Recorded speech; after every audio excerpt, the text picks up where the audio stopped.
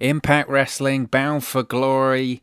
There's a lot of speculation as to what the situation is going to be for the card for Bound for Glory, but it would appear that we actually have confirmation. The entirety, or the majority at least, of the Bound for Glory card has been revealed, leaked, whatever you want to call it. A lot of details about the future plans for Impact Wrestling and specifically for Bound for Glory in October have been revealed. Now, Impact Wrestling's next pay-per-view, Bound for Glory, is still a couple of months away and will take place on October 24. But despite this, the planned card for the show has already been revealed by Fightful Select, by the likes of Sean Ross Sapp over there at Fightful. Multiple rivalries are going to come to a head at the Bound for Glory event. This does include Eric Young's feud with Rich Swann. The two stars have been at each other's throats ever since Eric Young returned at Slammiversary and attacked Rich Swann, and subsequently Rich Swann has retired due to the injury suffered by Eric Young. Eric Young would attack him once again, so it looks like they're going to face off at Bound for Glory, and we will discuss the entirety of the leaked Bound for Glory or revealed Bound for Glory card in this video. But first, let's take a pause for the cause and have a little word from one of our partners for this video. Support for WrestleNews 365 is brought to you by Manscaped, who is the best in men's below-the-waist grooming. Manscaped offers precision-engineered tools for your family jewels.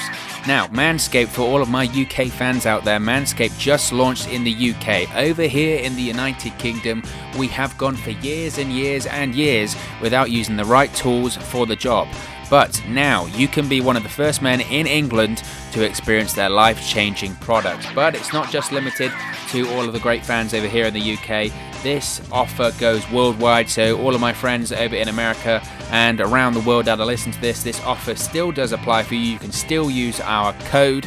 But I've got to tell you a quick story first. Now, there have been so many times, right? I'm a guy. You gotta groom down there, fellas, right? That's the most important thing. You gotta keep yourself trimmed, you gotta keep yourself proper, and a lot of the time I've been guilty of this, of using the wrong tools for the job. I've had incidences, I'm not afraid to say it, where things have been nicked, snagged, or in fact cut down there because I wasn't being careful enough and using the right equipment. Now that just shouldn't happen. That shouldn't happen. You don't want to be worrying about cutting yourself down there. Do you know how painful that is? I can tell you, it hurts quite a lot, and I wish and hope to God it never happens to me again, and it won't happen to me ever again because I'm using Manscaped products. That's why Manscaped has redesigned the electric trimmer. The Manscaped engineering team has perfected the greatest ball hair trimmer ever created. Big statement, but it's absolutely true. They have just released the new and improved Lawnmower 3.0 in the UK. It's also available around the world as well. Their third generation trimmer features a cutting edge ceramic blade to reduce grooming accidents. So those cuts and snags that I was telling you about before are a thing of the past. And let me tell you, when I tell you this is premium, I mean premium. The battery will last up to 90 minutes, so you can get a longer, perfect shave. And not only that, you don't want to be cutting yourself and trimming yourself all over the bathroom, getting hair all over the place. That's just disgusting. The lawnmower has a waterproof technology that allows you to groom in the shower, so no more mess. And one of the coolest features, one of my favorite features about the lawnmower, is the LED light which illuminates grooming areas for a closer and more precise trimming experience. So you can shave longer, you can shave more precisely, and you can shave in the shower. What more did I need to tell you? They've also upgraded to a 7,000 RPM motor with quiet stroke technology, and let's not forget about the charging stand. You can show off your mower loud and proud because this intelligently designed stand is a convenient charging dock powered by USB. So, if you are listening to me speak right now, I want you to experience it firsthand for yourself. Let's get that bush to tush clean, and you can get 20% off and free shipping. Yeah, you heard me right there. 20% off and free shipping. All you have to do is use the code 365wrestle at manscaped.com.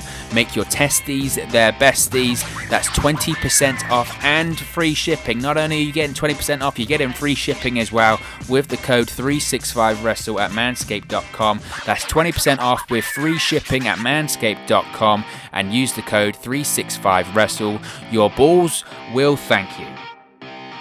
So Bound for Glory, as I mentioned, the card has been revealed, released. We haven't had any confirmation on Impact Wrestling Television as of yet, the matches we're going to see at Bound for Glory, but we do now have a revelation, a spoiler, a leak, a reveal by Fightful Select, the guys over there at Fightful.com. Be sure to check them out. And Fightful Select is actually their Patreon service, so if you sign up to their Patreon service, you can find out information just like this. So, the match is revealed for Bound for Glory this year in October 24. The Impact World Championship is going to be on the line. Impact World Champion Eddie Edwards will be defending against Impact Hall of Famer Ken Shamrock. Surprised by this one, very surprised by this one, because I was thinking, and I made a video just yesterday talking about Eddie Edwards and his Impact World Championship reign. I was thinking that they could be considering switching the Impact World Championship to Eric Young. Why? Because Eric Young, at the moment, he's on just such a roll. He is, to me, the best heel in Impact Wrestling right now. He's probably my favorite character right now in Impact Wrestling. He is just that good. But it looks like he will not be winning the Impact World Championship next week on Impact Wrestling on Access Television, because Eddie Edwards is going to have a lengthy World Championship reign that will, at the very least, go to Bound for Glory. And I think this isn't a bad thing. You know, Eddie Edwards just won the championship at Slammiversary. It looks to me like this open challenge format that Eddie Edwards is doing is going to continue, which I've been enjoying on Impact Wrestling Television. I think Eddie Edwards has done an okay job as a world champion. There was a lot of issues going on with the World Championship for Impact over the last, couple of years, really. You had Brian Cage win it. He got injured whilst he won it, so he was out for a while. Sami Callihan, I thought, did a good job as champion, but he was a transitional champion to get Tessa Blanchard to become the first ever female world champion in professional wrestling history. We know how Tessa Blanchard ended out with Impact Wrestling, not on the best of terms. The title was vacant. Eddie Edwards won that at Slammiversary. And a lot of people, I know in the comments yesterday when I said that I would consider switching the title from Eddie to Eric Young, some people were critical, saying, well, you can't have short championship reigns, you need to have some credibility for the championship. So it does look like Eddie Edwards is at least going to get a title reign, to the very least, to Bound for Glory. Now, Ken Shamrock as a challenger for the World Championship, again, very interesting here. Last we saw of Ken Shamrock was at Slammiversary. He teamed up with Sami Callihan to take on the North for the Impact World Tag Team Championship. They were unsuccessful. And we haven't really seen Ken Shamrock since. Now, I've been a fan. I have been a fan of Ken Shamrock for a very long time, going back to the Attitude Era, of course. But in this modern Impact Wrestling run, I think he's done really well, and I've really enjoyed the use of Ken Shamrock by Impact Wrestling. I think a great thing about Impact Wrestling is their use of legends and how well they do use them. You will have some people, I suppose, question, is Ken Shamrock the right person for this position? And you will have two schools of thought here. You will have some say, absolutely. He's the first ever world champion in Impact Wrestling / TNA history, right? When he won the NWA World Heavyweight Championship on that first show back in 2002. He's an Impact Hall of Famer. It's the biggest show of the year. Why wouldn't you have the current world champion face off against the first ever world champion, right? Why not? You will have other people that will say Impact has a lot of momentum at the moment, a lot of people talking about it. Do they really want to fall back into past mistakes and featuring older guys, legends, but guys when in the main event when realistically they should be featuring their more homegrown talent or their younger talent and building up the company that way? To be honest, I'll be completely transparent here. I was slightly surprised when I saw Ken Shamrock's name in this report. I really did think that they were going to switch the title to Eric Young or EC3 or something like that, or just have a different opponent for Eddie Edwards, because we haven't seen a lot of Ken Shamrock. Now, it depends also what the storyline is here. I don't know. I don't have the finer details of what Ken Shamrock's current contract situation is with Impact Wrestling. I don't know if it could be expiring. I don't know how long a deal he signed with Impact Wrestling. Of course, if you know that, if you know the finer details of Ken Shamrock's contract, you can let me know in the comment section below. Ken Shamrock at this point in time is 56 years old. So I do think he has maybe a couple of years left in him in Impact Wrestling, but of course time is running out. If Ken Shamrock decided that he wanted to call it a day in professional wrestling, look, he wanted to come back to Impact Wrestling because he felt like there was a lot of unfinished business when it pertains to Impact Wrestling. And I think that this main event of Bound for Glory could be the way to, I don't know, finish it out, round his career out in professional wrestling.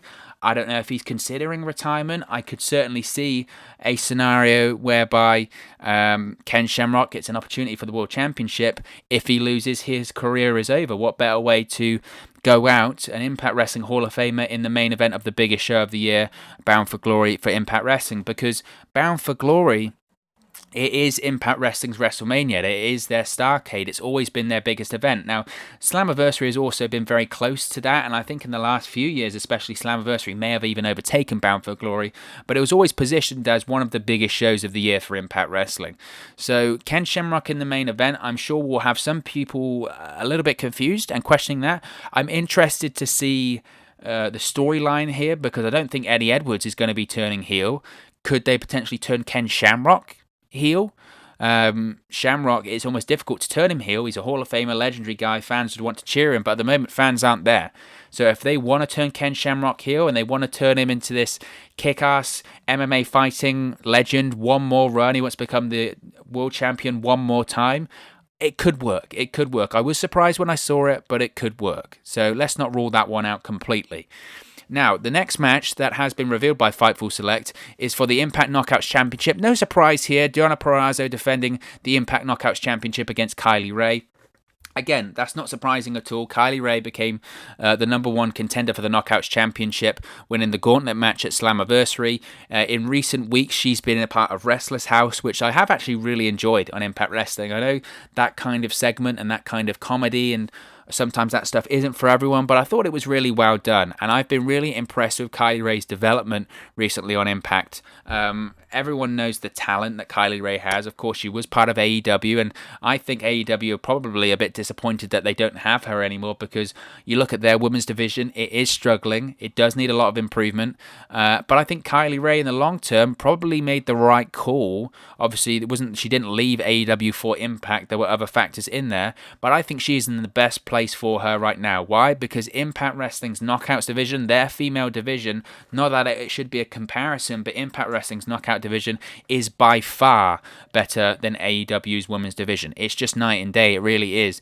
In my opinion, in the United States and in North America, Impact Wrestling's Knockout division is the only female division to rival WWE and NXT's female division. For me, WWE's female division is probably the best in the world, but Impact's Knockout division is just an absolute pleasure to watch. It is tremendous. You've got females main eventing TV specials this past week. Deonna Purrazzo defeated Jordynne Grace to retain the Knockouts Championship in an Iron Man match. Absolutely tremendous match, worthy of a main event for a TV special. Deonna Purrazzo has just been absolutely killing it since she made her debut. Shout out to Jordynne Grace as well, because they stole the show this past week. They absolutely stole the show, and they really were worthy of the main event. And I don't think any match deserved to be in the main event more than that Knockouts Championship match. So again, this one isn't surprising because we know that Kylie Rae is the number one contender. Obviously, Deonna Purrazzo is going to hold the championship until Bound for Glory. So no surprise for that one. I'm just really interested to see who wins it, and I think it'll be a great match. And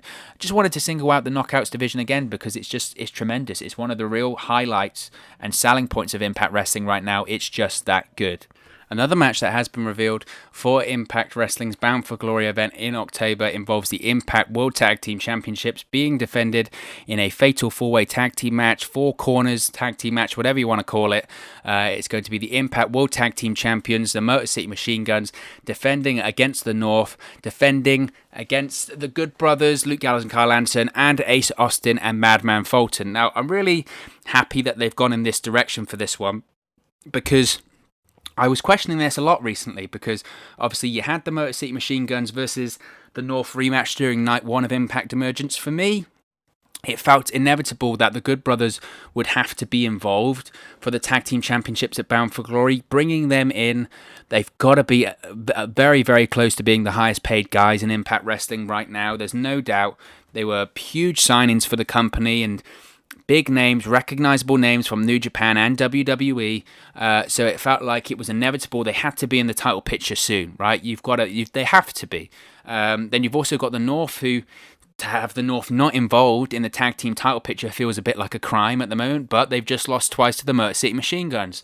So I had pitched that I thought at some point we were going to see the Machine Guns versus the Good Brothers, or we were going to see the North versus the Good Brothers, and it looks like we're going to get it all in one match. Basically, what they've done here is the feud between the Machine Guns and the North, and the feud between the Good Brothers and Ace Austin and Madman Fulton, they've essentially combined into one match here, and I'm excited for this one. I think it's going to be a tremendous match. I recognised a minute ago about how great, in my opinion, the Knockouts division was in Impact Wrestling, and I've also got to give a lot of credit to the tag team division in Impact Wrestling as well.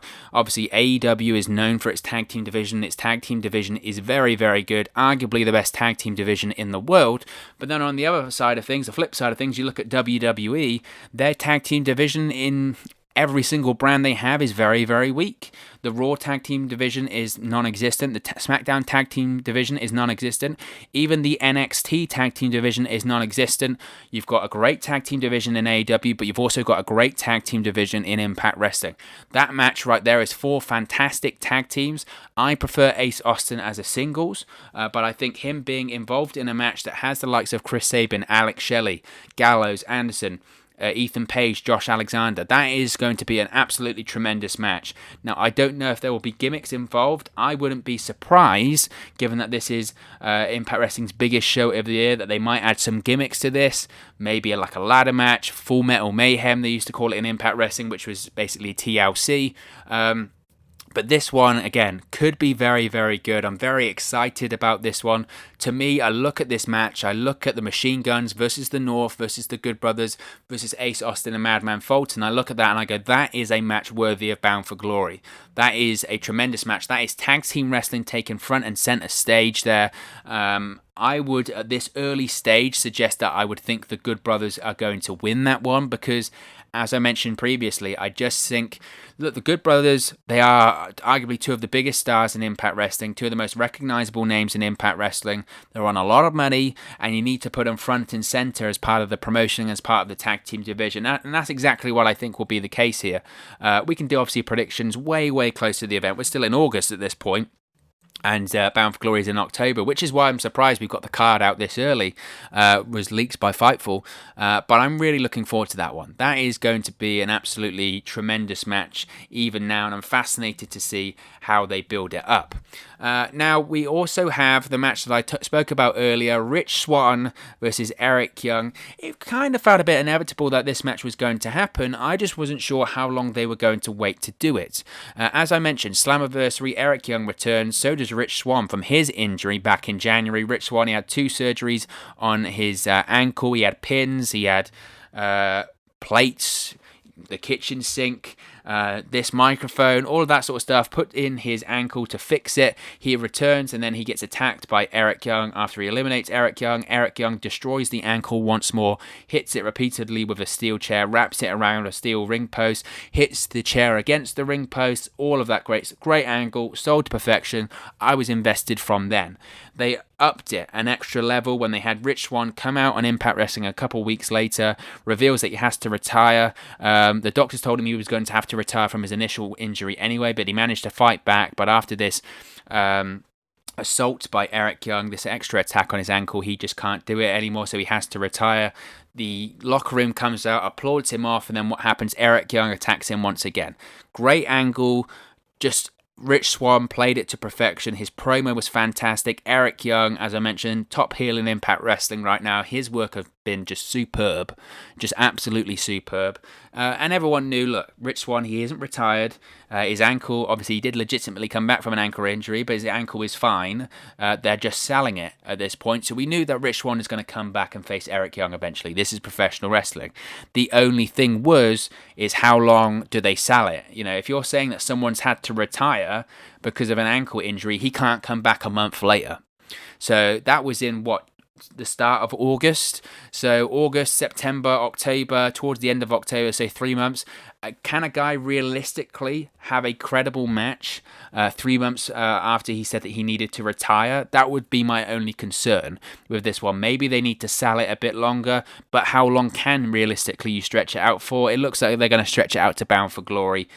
I would assume then we're going to have some physicality before Bound for Glory, so that would maybe be at the start of October. So again, 2 months later, after you've retired, you suddenly come back and have some physicality. Does that make a lot of sense? No, but maybe I'm looking too much into it. I'm looking for logic where there isn't any. I don't know. All I know is that the storyline so far has been done to perfection, so I'm willing to give them the benefit of the doubt that they can pull this off. I wouldn't be surprised if this match turns into, an unsanctioned match. Oh, you had 2 devastating injuries, you had to retire, we can't be held liable for what's going to happen to you. If you have, if you can never walk again, we don't want to be sued by your family or by your close loved ones, etc. So it's got to be an unsanctioned match. I've mentioned before that I don't want it to be an unsanctioned match purely because I think that has just been overdone, and that's not Impact Wrestling's fault. That's probably WWE and AEW's fault. They have an unsanctioned match. It feels like every other week, whereas this would be the perfect scenario of an unsanctioned match. We can't clear you medically. So we want you to sign this to say that you won't sue us, or you won't be held liable if you have even worse damage done to your ankle, something like that. In terms of the match, I'm really looking forward to it because I think a great match is all about the story that's been told heading into it, and the story being told heading into this one has been done to perfection. So I don't have a problem with that. I'm just interested to see how they execute this one going forward. I think that's the real critical point here. So also, it's been revealed that we will have a 6-way X Division Championship match. We don't know the competitors for that. We could see Raju, obviously the new X Division champion. I would put in there Chris Bay. Of course, Chris Bay, I'm a big fan of, former X Division champion. It feels likely he would be in there. TJP, I think, is likely to be involved in that one too. Of course, they were the 3 that were involved in the X Division triple threat match during night 1 of Impact Emergence anyway. Then who else would you put in there? Well, I'd put back in there Willie Mack. I really enjoyed Willie Mack's run as the X Division champion. He's, to me, the personification of what the X Division should be in Impact Wrestling, where it's not about weight limits, it's not about your size, it's about what you can do in the ring. I think Willie Mack's a perfect representation of the X Division, so I'd like to see him back in the fold there. I'd also like to see Trey Miguel back in there. I know Trey's been doing quite a lot of stuff outside of the X Division recently. TNA World Heavyweight Championship matches, Impact World Championship matches at Slammiversary, but I think his best money is in the X Division. He could be a credible person that you could build the X Division around, along with the likes of Chris Bay. So I'd like to see Trey Miguel be involved in the X Division once again. And what about Brian Myers? I'd like to see Brian Myers get involved there. I think Brian Myers could absolutely be an X Division champion in Impact Wrestling because, again, you don't need to be the high-flying guy. Brian Myers can be that almost anti-X Division style wrestler that you don't need to do this, I can do it my way, and he's all about making a name for himself. Why don't put the X Division title on him? I think that could be a lot of fun too. You could potentially swap out one of these names and maybe put RVD in there. I know RVD is a former X Division champion too from earlier in Impact Wrestling days, so maybe you put RVD in there too. But I'd be interested in seeing Brian Myers going there as well. And then finally, Fightful Select have revealed that at Bound for Glory we will get another Call Your Shot Rumble match. Now, they did this at Bound for Glory last year, which is a gauntlet/rumble style match. The winner gets a small trophy, but has to announce their title match ahead of time, so I think it's going to be like that. Last year, I think it was intergender too, so I'm assuming it'll be the same situation there. As far as the people that go in there, who knows? I'm sure that'll be determined closer to the time. So that's what Fightful said. A couple of things I want to touch on as well before we wrap this up. There was no mention in there of EC3 or Moose, which lends me to think that we are going to see EC3 versus Moose. That's been the one that's been teased on Impact Wrestling Television for the last few weeks. Moose, of course, the TNA World Heavyweight Champion. EC3, during night 1 of Impact Emergence, Moose retained the TNA World Heavyweight Championship over Trey Miguel, but EC3 came out, once again attacked Moose and stole the TNA World Heavyweight Championship. We didn't have any confirmation from Fightful if we're going to see that match up Bound for Glory. I would assume we're going to see the TNA World Heavyweight Championship on the line. Moose versus EC3. This is where I think EC3 officially defeats Moose, and the whole TNA World Heavyweight Championship storyline and run and all of that embracing the past, I think that's where that comes to an end. I know some people will ask me about Aces and Eights. Are Aces and Eights going to show up at Bound for Glory? I think that ship sailed now. I think the opportunity was there at Slammiversary. They teased it for Slammiversary. It's now apparent that they teased it it as a red herring to get people talking. They did have the opportunity to do it at Impact Emergence. They decided not to. I think Aces and Eights is now off of the table, unfortunately, which sucks. I would have liked to see them return, but we'll have to wait and see. I don't think that will happen now. Also as well, the Knockouts Tag Team Championship are going to be returning to the company. I don't know if that's still the plan. I think it still is, considering the depth of their Knockouts division and the strength of their Knockouts division. I would be under the assumption that it is going to return. What better way to determine the new champions than at Bound for Glory? So that's a possibility too. Of course, we do have Eric Young versus Eddie Edwards next week on Impact Wrestling. I made a whole video on that yesterday, suggesting, ironically, that I thought Eric Young would win the championship. Given this card, given that Eddie Edwards is going to be defending against Ken Shamrock and Rich Swann is going to be defending against Eric Young, it looks likely that Eddie Edwards will retain somehow next week. Of course, they still could do the title switch, but that means they would have to get it back to Eddie Edwards before Bound for Glory, and I just don't see that happening. So I would suggest that Eddie Edwards is going to retain the Impact World Championship next week. Obviously, there are some names also not on there. This includes Heath. I'm sure Heath, by that point, will be officially signed with Impact Wrestling. He is anyway, but I'm sure they'll do something involving him by then. But it's an interesting card. Now, of course, these are just rumours, but I tend to put a lot of stock in what Fightful have to say. Fightful and Sean Ross Sapp have a very, very good relationship with Impact Wrestling, so I trust their sources a lot. Plans do change, of course, and things could happen between now and Bound for Glory. But Impact recently have certainly shifted to more of a longer-term strategy when it comes to promoting these events. Of course, Slammiversary was different because the world went crazy during their plans for Slammiversary, and wrestlers got released, and their world champion decided not to come back and re-sign with the company. So I wouldn't look at that as a sort of normality of what Impact does when they're planning these big events. So I think there's a lot of stock in this, and I wouldn't be surprised if it's exactly correct. So, of course, as always, this is just one man's opinion. What are your thoughts on this proposed Bound for Glory card reported by Fightful for October for Impact Wrestling's biggest show of the year? Let me know your thoughts in the comments section below. I'll be sure to respond and reply to all of your comments down there. If you're in the comments, there is a link to our offer with Manscaped. You can get 20% off and free shipping. All you have to do is use the code 365WRESTLE. That would be really helping us out, so we really would appreciate that if you're down there. The link is also in the description box to take full advantage of that offer. I really do recommend you do. You won't regret it. You can also, if you've enjoyed this video, please do smash a like on the like button as well. Really does help us out here on YouTube. Go up the rankings and get into people's recommendation feeds if they haven't seen our videos before. But most importantly, if you haven't already, please do subscribe to WrestleNews 365. You can do that by clicking the bottom right hand corner of the screen right now, or if you wait a few seconds, there'll be a subscribe button at the end of this video, along with another video for you to watch. We're on our way to 800 subscribers on that long road to 1,000 subscribers. Once we get to 1,000, we'll be doing a lot more live streams, watch-alongs, reactions, highlights, all of that fun stuff. So the quicker we get there, we can do some really fun content. So if you haven't already, please do subscribe to WrestleNews 365. If you have subscribed already, just know that I really do appreciate all of your support and taking your time out of your day to watch and listen to any of the videos that we make. You can also follow us on our social media platforms. The handles are on the screen right now. The links are in the description box below. It's at 365Wrestle on Twitter and at WrestleNews 365 on Facebook and Instagram. So be sure to give us a like or a follow there if you haven't already. Thank you very much for watching, listening, streaming, or however you come across this video today, and I'll speak to you again very, very soon. Hey guys, thank you for watching, listening, streaming, or however you come across this video today. Be sure to click on the video on the right there to watch our next video, or click the bottom there to subscribe, or the bottom right hand corner. Thank you very much, and I'll speak to you again very soon.